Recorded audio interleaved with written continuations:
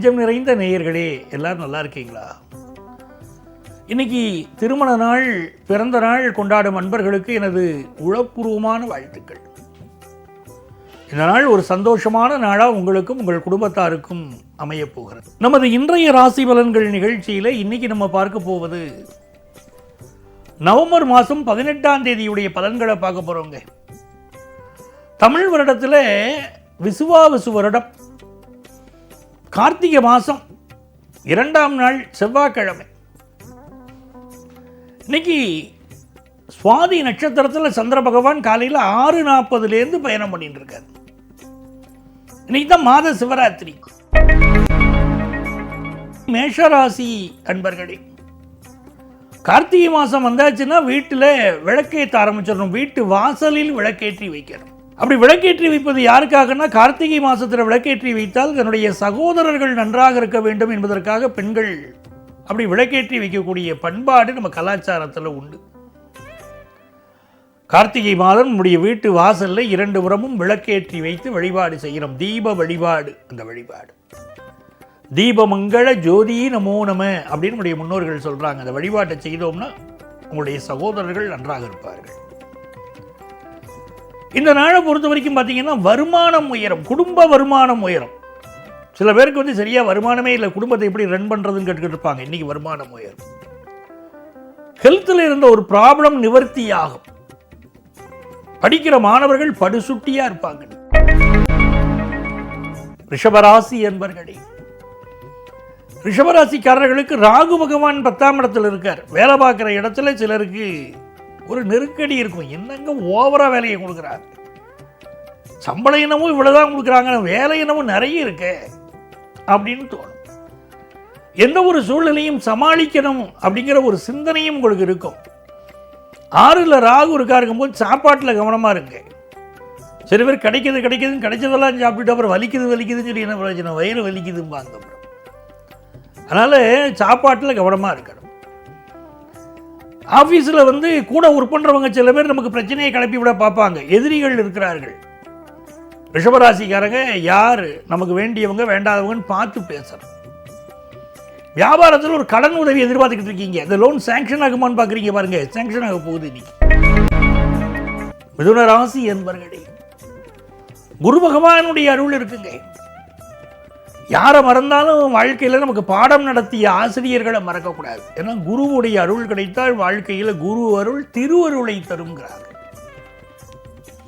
திருவருள்னா தெய்வ அருள். அந்த தெய்வ அனுக்கிரகம் கிடைக்கணும்னா பாடம் நடத்திய ஆசிரியர்களை முதல்ல மனதால் நினைத்து வழிபடணும். அந்த குரு பகவான் அப்போ நல்ல ஜாதகத்தில் வேலை செய்வார். இன்னைக்கு சிலருக்கு தங்கம் வாங்கணும்னு தோணும்.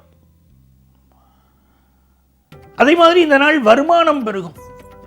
வியாபாரத்தில் நொடித்து போன வியாபாரமாக இருந்தாலும் அதை சீர்திருத்தி நல்ல முறையில் செய்ய போறீங்க. இளைஞர்களுக்கு அற்புதமான நாள். உங்க முயற்சிகள் எல்லாம் இன்னைக்கு வெற்றி பெறும். கடகராசி என்பர்களே, 4ஆம் இடத்துல சந்திர பகவான் இன்னைக்கு போயிட்டு இருக்கார். அஷ்டமத்தில் ராகு இருக்கார். நெஞ்சக நோய்கள் இருக்கக்கூடியவர்கள் மெடிக்கல் அட்வைஸ் எடுத்துக்கணும். அதே நேரத்தில் cardio vascular surgeon, pulmonology practice பண்ணக்கூடிய மருத்துவர்களுக்கெல்லாம் நல்ல பெயரும் புகழும் கிடைக்கும். 10 +1 +2 படிக்கிறீங்களா, படிப்பில் ஃபுல் கான்சென்ட்ரேட் பண்ணுங்க. இப்போ உங்களுக்கு அது தேவைப்படுது. இந்த நாள் குடியிருக்கக்கூடிய வீட்டில் சில ரிப்பேர் ஒர்க்கு மேற்கொள்ள வேண்டியிருக்கும்.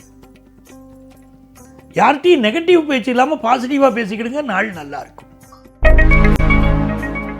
சிம்மராசி அன்பர்களே, சிம்மராசிக்காரங்களுக்கு இந்த நாள் 3ஆம் இடத்துல சந்திர பகவான் போயிட்டு இருக்கார். 7ஆம் இடத்துல ராகு பகவான். பலருக்கு காதல் திருமணங்களின் மீது ரொம்ப நாட்டம் அதிகமாக இருக்கும். யங்ஸ்டர்ஸ்க்கு சில பேர் இன்னைக்கு என்ன நடந்துட போகுது அப்படின்னு முறை தவறிய உறவுகள் இருக்கு பாருங்க, இதில் கொஞ்சம் ஈடுபாடு காட்டுவாங்க. அதுக்கு பிறகு அவங்க மாட்டிக்கிட்டு முடிக்கிற மொழி இருக்கு பாருங்க, அது பெரிய விஷயமா போயிடும். அதில் கொஞ்சம் கவனமாக இருந்துடணும். இன்னைக்கு ஒரு வண்டி வாகனத்தில் போறீங்க அப்படின்னா கொஞ்சம் பார்த்து போய்க்கிடுங்க. சமூக வலைத்தளத்தில் ஒரு செய்தியை பதிவு பண்ணுறீங்களா, ரொம்ப எச்சரிக்கையாக பதிவு பண்ணுங்க. அந்த செய்தி உங்கள் மனசுக்கு ஏற்புடையது தானான்னு பார்த்துக்கிட்டு பதிவு பண்ணணும். அடுத்தவங்க போட்டாங்க நான் ஃபார்வர்டு பண்ணினேன்னு சொல்லிட்டு சிக்கல்ல மாட்டிடக்கூடாது. திருமணத்துக்கு நல்ல வரன் கூடி வரும். கன்னிராசி அன்பர்களே, ஏதோ ஒரு செய்தி உங்களை இன்னைக்கு இழுக்கும். புதிய செய்திகள் வந்து சேரும். யார் இந்த செய்தியை சொன்னது, இந்த நண்பர் எங்க இருக்கிறார் அப்படி தேடிக்கிட்டு போவீங்க. ஒரு வியாபாரத்தில் ஒரு புதிய உதவி செய்யணும் சொல்லியிருப்பார், அவரை போய் நீங்க நேரம் சந்திச்சிடணும்னு பார்ப்பீங்க. ஒரு சொத்து ஒன்று வாங்கக்கூடிய முயற்சியில கன்னிராசிக்காரங்க இன்னைக்கு ஈடுபடுவீங்க. ராகு பகவான் வந்து 6ஆம் இடத்துல இருக்கிற போது எதிரிகளை வெல்லக்கூடிய தன்மையின் பேர் இருக்கு. அதே மாதிரி மகாலட்சுமி அனுக்கிரகம் கிடைக்கும். 6ல் ராகு இருக்கிற போது செல்வ செழிப்பு பெருகும்.